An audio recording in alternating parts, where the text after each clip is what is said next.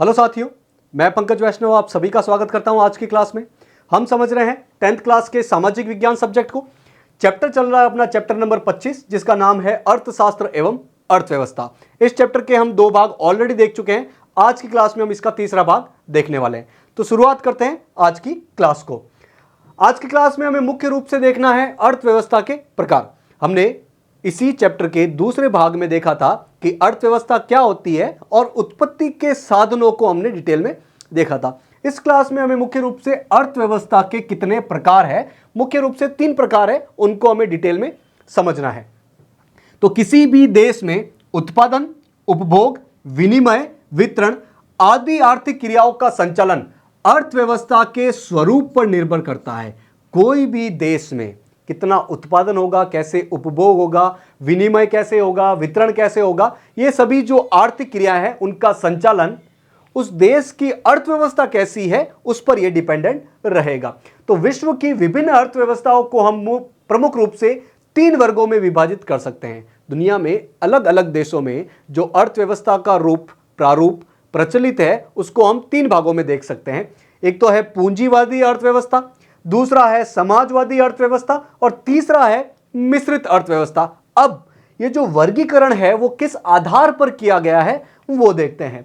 तो ये वर्गीकरण निम्न आधारों पर किया गया है। हमें कुछ क्वेश्चंस देखने हैं, उसी आधार पर पता चलेगा कि किसी देश की अर्थव्यवस्था कैसी है, पूंजीवादी अर्थव्यवस्था है, समाजवादी अर्थव्यवस्था है या मिश्रित अर्थव्यवस्था है। ये कौन से क्वेश्चन है?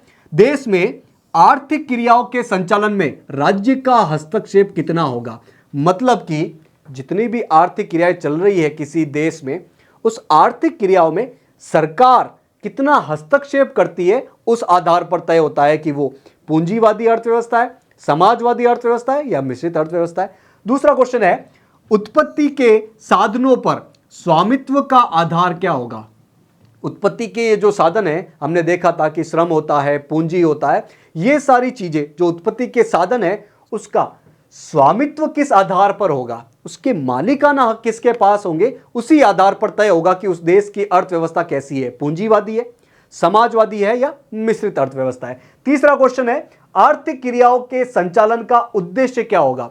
ये जितनी भी आर्थिक क्रियाएं चल रही है किसी देश में, जितने भी काम हो रहे हैं, उसका उद्देश्य क्या है, वो क्यों किए जा रहे हैं, उसी आधार पर तय होगा कि उस देश की अर्थव्यवस्था पूंजीवादी अर्थव्यवस्था कहलाएगी, समाजवादी अर्थव्यवस्था होगी या मिश्रित अर्थव्यवस्था होगी। तो ये 3 प्रमुख क्वेश्चन है। इसके अलावा बहुत सारे क्वेश्चन है, लेकिन प्रमुख रूप से इन 3 आधारों पर किसी भी देश की अर्थव्यवस्था को इन 3 भागों में बांटा जाता है। पूंजीवादी अर्थव्यवस्था है, समाजवादी अर्थव्यवस्था है या फिर मिश्रित अर्थव्यवस्था है। तो इन तीनों अर्थव्यवस्था को प्रकार को हमें डिटेल में देखना है। सबसे पहले अपना पूंजीवादी अर्थव्यवस्था।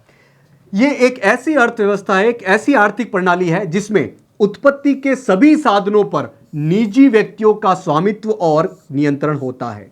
एक ऐसी व्यवस्था, एक ऐसी अर्थव्यवस्था, एक ऐसी प्रणाली जिसमें उत्पत्ति के जितने भी साधन है उस पर निजी व्यक्तियों का, प्राइवेट लोगों का मालिकाना हक रहेगा और उसी पर उनका कंट्रोल रहेगा। साथ ही आर्थिक क्रियाओं का संचालन जो है वो निजी हित और लाभ के उद्देश्य से किया जाता है। जितनी भी आर्थिक क्रियाएं की जाएगी उसका मेन उद्देश्य क्या होगा, निजी हित और लाभ होगा। तो वो अर्थव्यवस्था जिसमें उत्पत्ति के सभी साधनों पर हक किसका रहेगा, मालिकाना हक किस पे रहेगा, प्राइवेट व्यक्तियों के हाथ में, निजी व्यक्तियों के हाथ में, और कंट्रोल भी उन्हीं व्यक्तियों के हाथ में रहेगा। और ये जो आर्थिक क्रियाएं चलेगी उसका मेन उद्देश्य क्या रहेगा, लाभ कमाना। सरकार आर्थिक कामकाज के प्रबंध में किसी भी प्रकार का हस्तक्षेप नहीं करती, मतलब सरकार का आर्थिक क्रियाओं में कोई हस्तक्षेप नहीं होता है। विश्व में इस आर्थिक प्रणाली का उद्गम सन 1760 से 1820 के मध्य औद्योगिक क्रांति के समय हुआ। 1760 से 1820 के बीच में इस प्रकार की अर्थव्यवस्था का उद्गम हुआ और प्रमुख रूप से इसका कारण था औद्योगिक क्रांति।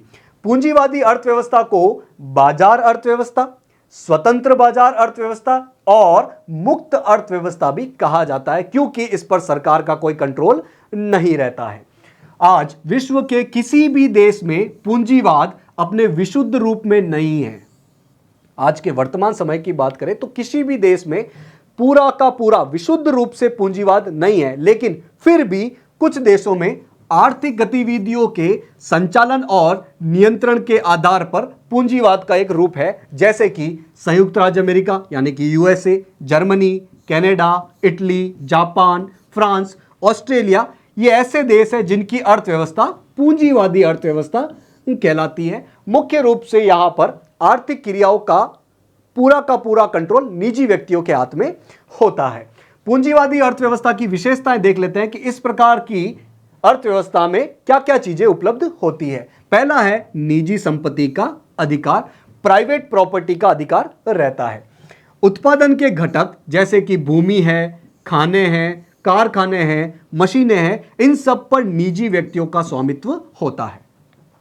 यानी कि निजी व्यक्ति बहुत सारी संपत्ति रख सकते हैं आर्थिक क्रियाओं का संचालन करने के लिए। इन साधनों के स्वामी अपनी इच्छा अनुसार इनका प्रयोग करने के लिए स्वतंत्र होते हैं। जो निजी व्यक्ति होते हैं जिनके पास ये सारी चीजें होती हैं, वो उत्पादन करने के लिए इन सब चीजों का अपनी आवश्यकता अनुसार संचालन कर सकते हैं।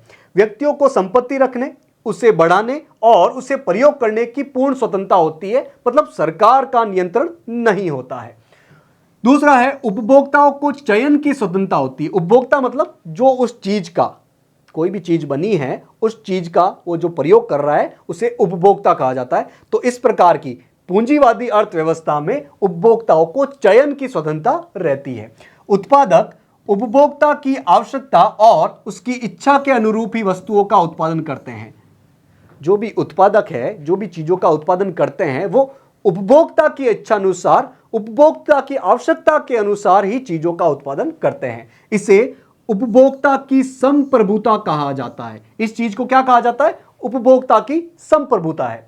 उपभोक्ता अपनी आय को इच्छा अनुसार व्यय करने के लिए स्वतंत्र होता है। जो भी उपभोक्ता है, जो चीजों का उपयोग करता है, वो अपनी आय कहां पर खर्च करेगा, उससे क्या चीज लेगा, उसके लिए वो स्वतंत्र होता है।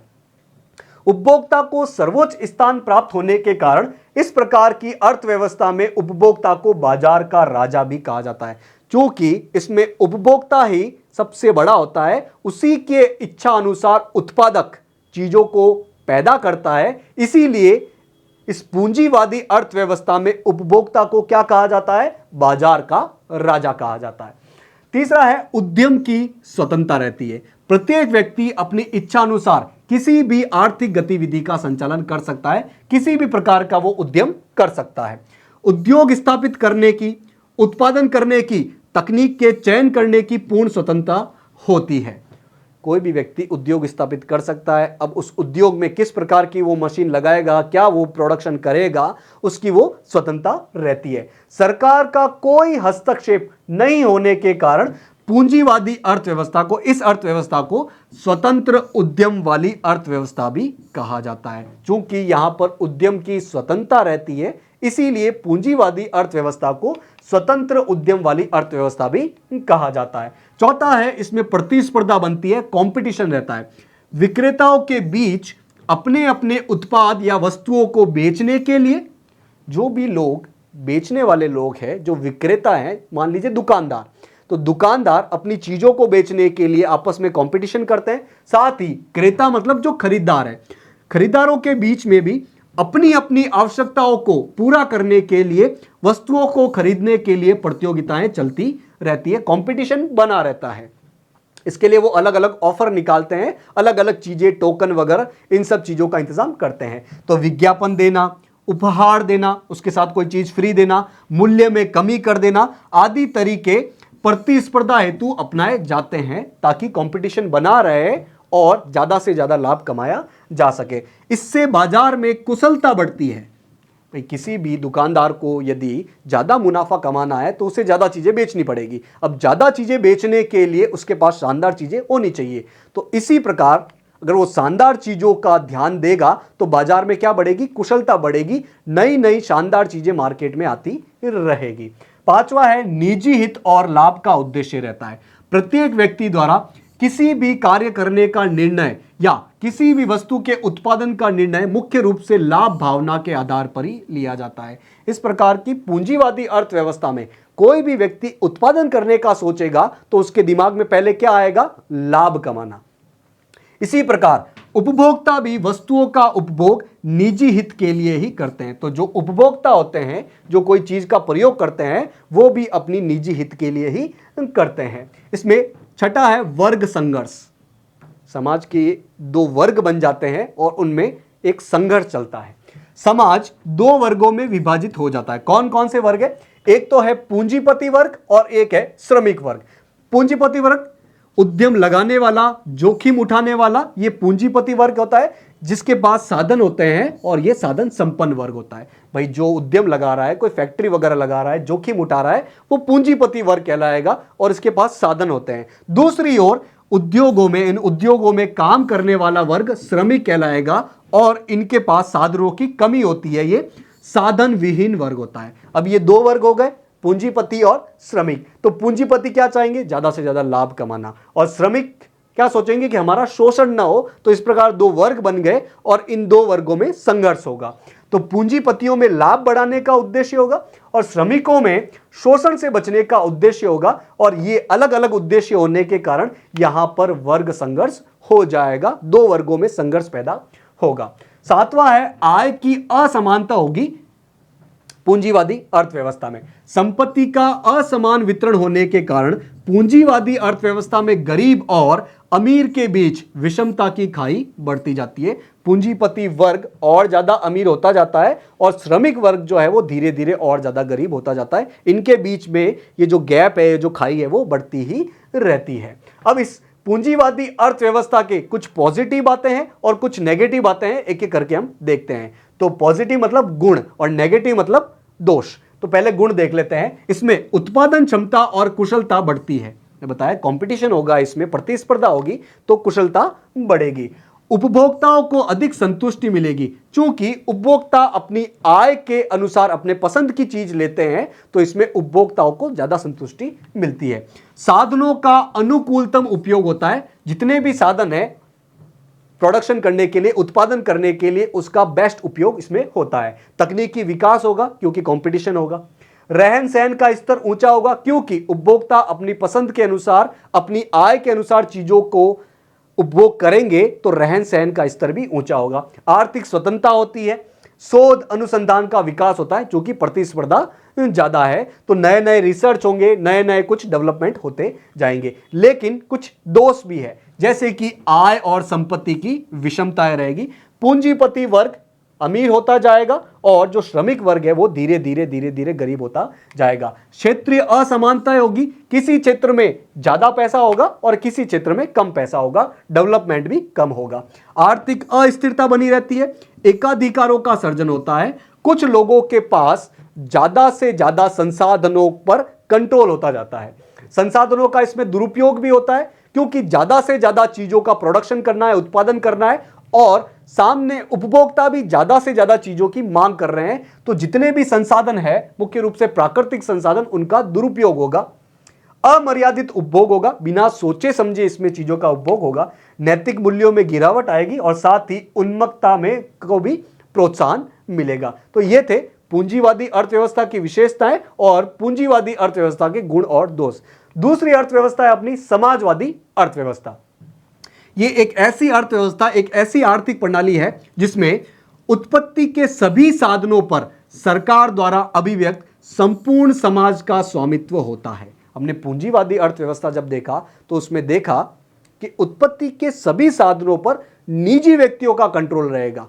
इसके उलट, एकदम उल्टा समाजवादी अर्थव्यवस्था है जिसमें उत्पत्ति के सभी साधनों पर मुख्य रूप से सरकार का कंट्रोल होता है। साथ ही आर्थिक क्रियाओं का संचालन एक केंद्रीय सत्ता द्वारा सामूहिक हित और कल्याण के उद्देश्य से किया जाता है। पूंजीवादी अर्थव्यवस्था में जितनी भी आर्थिक क्रियाएं थी उसका मेन उद्देश्य क्या था? निजी हित, लाभ कमाना। वहीं समाजवादी अर्थव्यवस्था में मुख्य रूप से आर्थिक क्रियाओं का उद्देश्य क्या रहेगा कि सामूहिक हित हो जाए और समाज का कल्याण हो, और मुख्य रूप से यह सरकार द्वारा नियोजित होती है, सरकार द्वारा प्लानिंग इसमें की जाती है।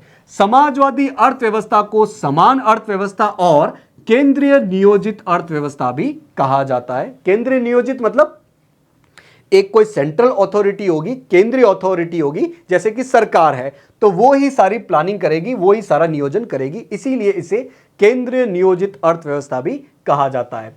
कार्ल मार्क्स, जो कि जर्मनी के एक फिलोसोफर और इकोनॉमिस्ट हुए, पॉलिटिकल थ्योरिस्ट हुए, कार्ल मार्क्स द्वारा विकसित समाजवादी विचारधारा, उनकी जो विचारधारा थी, उन्होंने जो विकसित की थी वो समाजवादी विचारधारा थी, उनसे प्रभावित होकर सन 1917 में रूस में क्रांति हुई और समाजवादी अर्थव्यवस्था का प्रारंभ हुआ।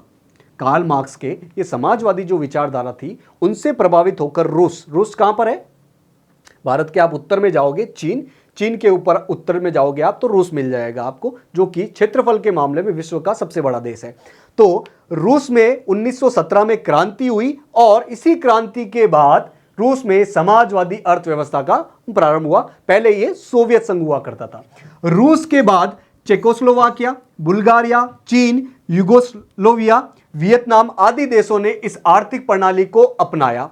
रूस के बाद अलग अलग देशों ने भी इस समाजवादी अर्थव्यवस्था को अपनाया, लेकिन प्रेजेंट समय में, वर्तमान समय में चीन, उत्तर कोरिया आदि को छोड़कर बाकी देशों ने इस प्रणाली को छोड़ दिया है। समाजवादी अर्थव्यवस्था कुछ ही देशों तक ही सीमित है, जिसमें चीन और उत्तर कोरिया का नाम भी आता है। अब इस समाजवादी अर्थव्यवस्था की कुछ विशेषताएं देख लेते हैं, जैसे कि हमने पूंजीवादी अर्थव्यवस्था की विशेषताएं देखी थी। पहला है, साधनों पर सामूहिक स्वामित्व रहता है।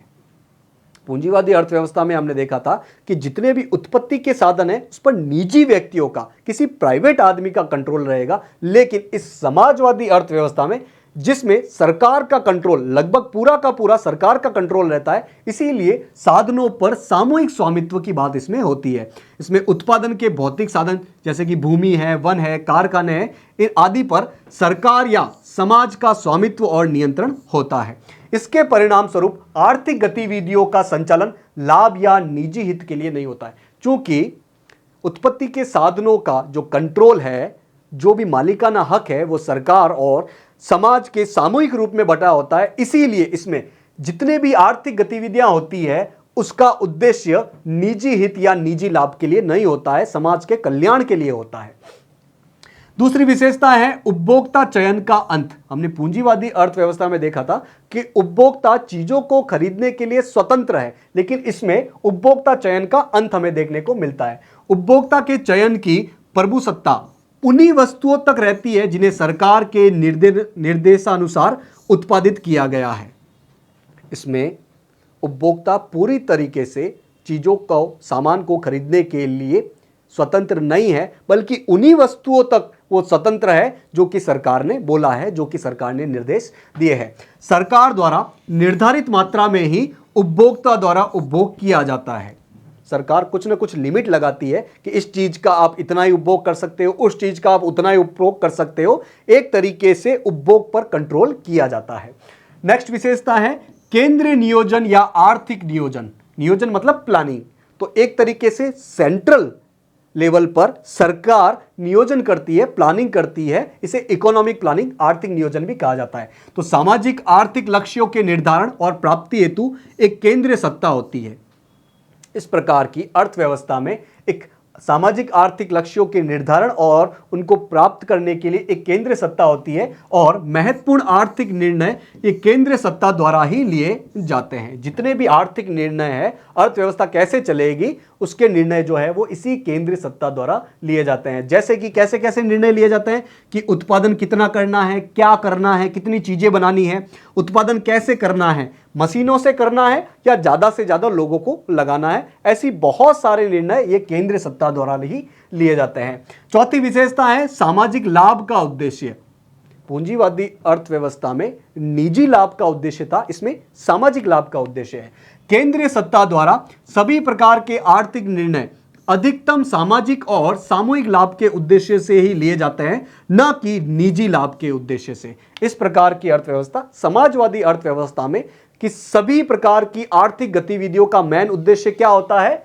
सामाजिक लाभ हो, ज्यादा से ज्यादा लोगों को लाभ हो, न कि किसी एक व्यक्ति को ही निजी लाभ हो। पांचवी विशेषता है आर्थिक समानता।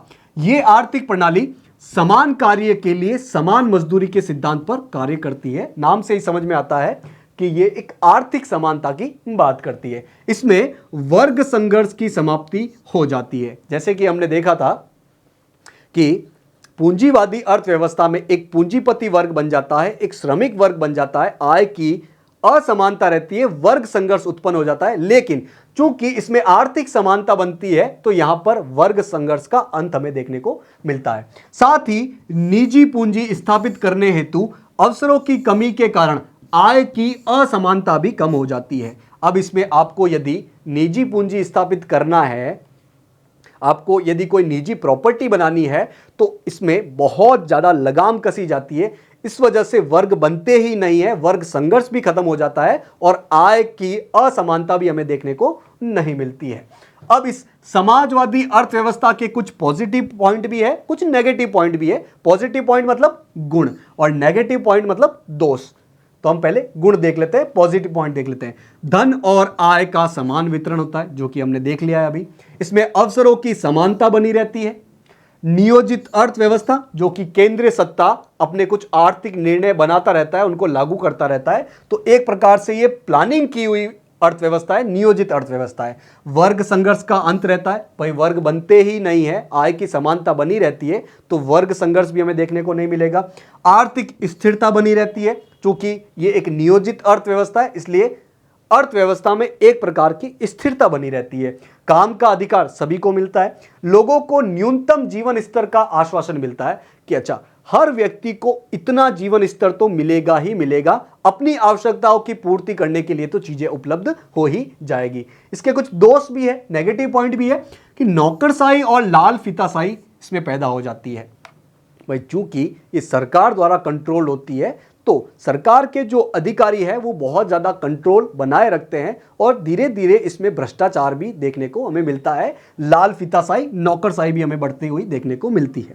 व्यक्तिगत स्वतंत्रता प्रतिबंधित होती है।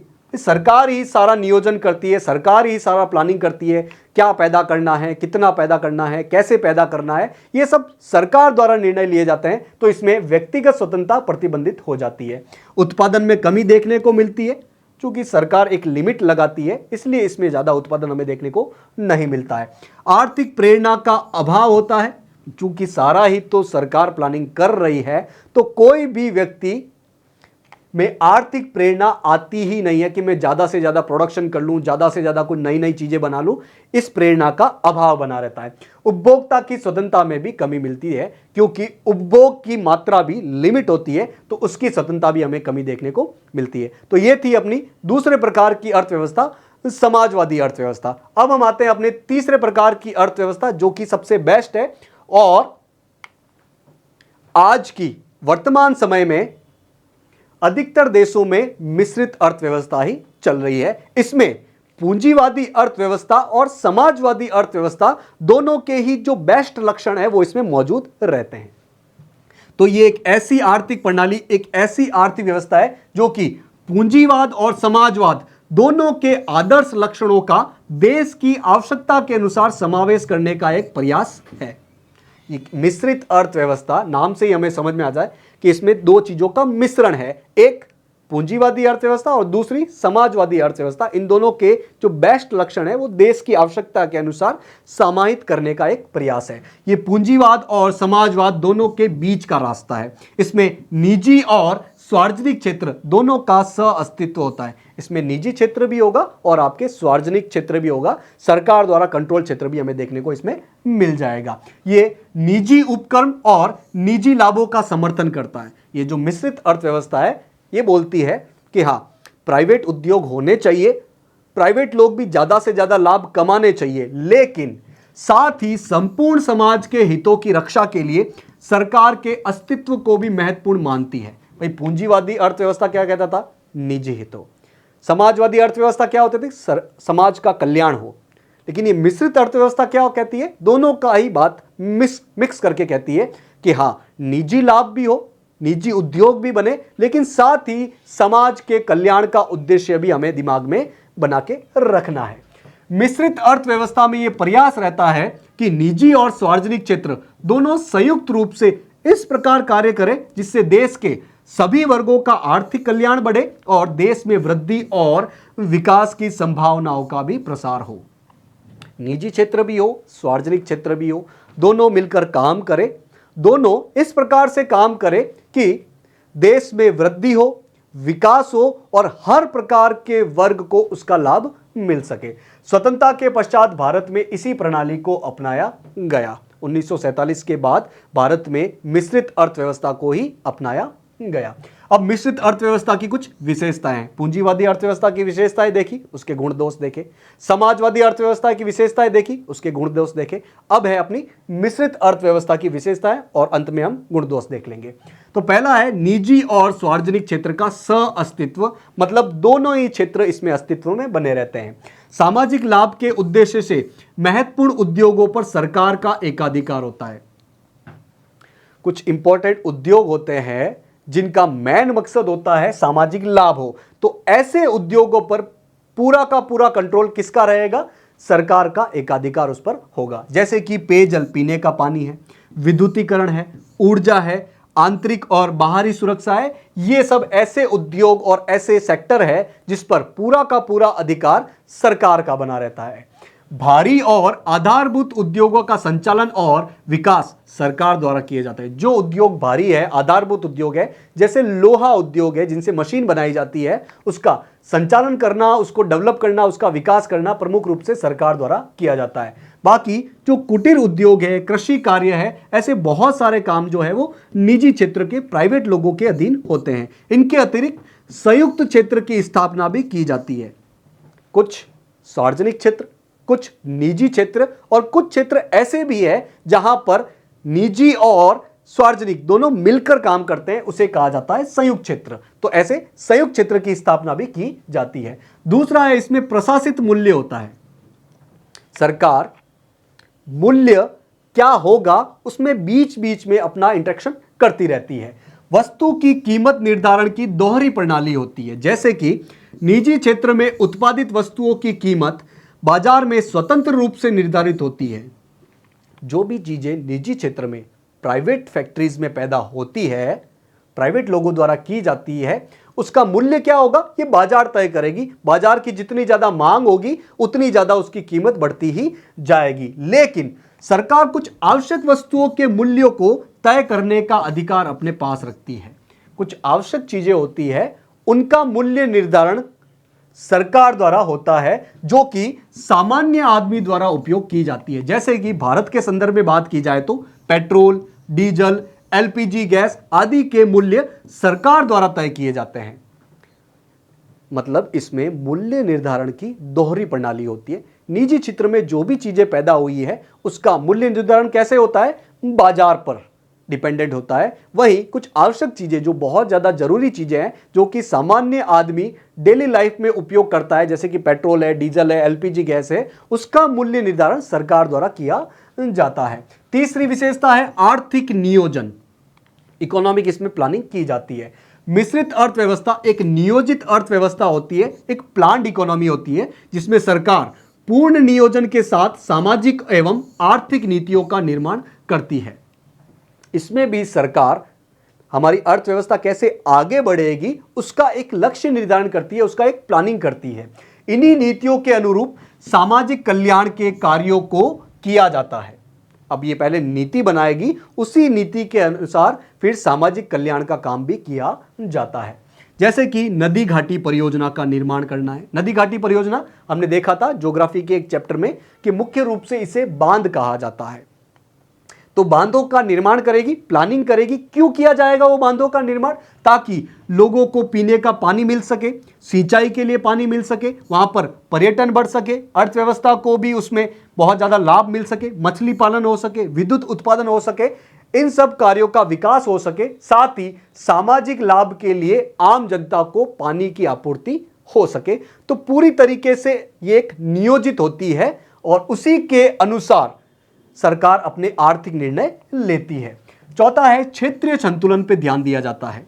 अलग अलग क्षेत्रों के संतुलन पर ध्यान दिया जाता है। ऐसा ना हो कि एक क्षेत्र बहुत ज्यादा विकसित हो जाए और दूसरा क्षेत्र पीछे रह जाए, तो इस क्षेत्रीय संतुलन पर सरकार द्वारा ध्यान दिया जाता है। सामाजिक महत्व की दृष्टि से महत्वपूर्ण क्षेत्रों पर सरकार का नियंत्रण होने के कारण सरकार नियोजन प्रक्रिया को इस प्रकार क्रियान्वित करती है कि सभी क्षेत्रों का समान रूप से विकास हो सके।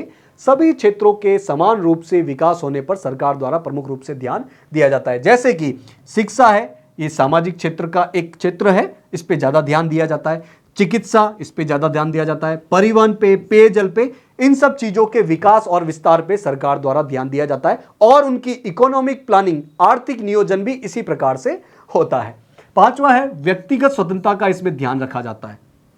इस प्रकार की अर्थव्यवस्था में निजी क्षेत्र में उत्पादन करने, उपभोग करने, उनका विनिमय, आदान प्रदान करने और वितरण करने की व्यक्तिगत स्वतंत्रता होती है।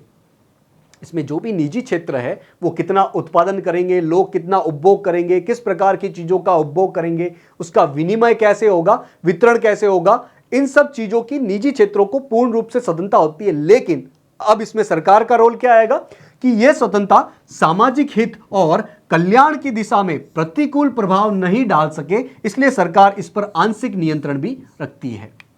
निजी क्षेत्रों को कोई भी चीज उत्पादन करने का, उपभोक्ताओं को कोई भी चीज उपभोग करने का पूर्ण रूप से अधिकार होता है, लेकिन सरकार यह भी चीज ध्यान देती है कि क्या उत्पादन हो रहा है, क्या उपभोग हो रहा है, उसकी वजह से सामाजिक कल्याण में कोई बाधा न आए। जैसे कि सार्वजनिक स्थल पर धूम्रपान और मद्यपान का निषेध रहता है।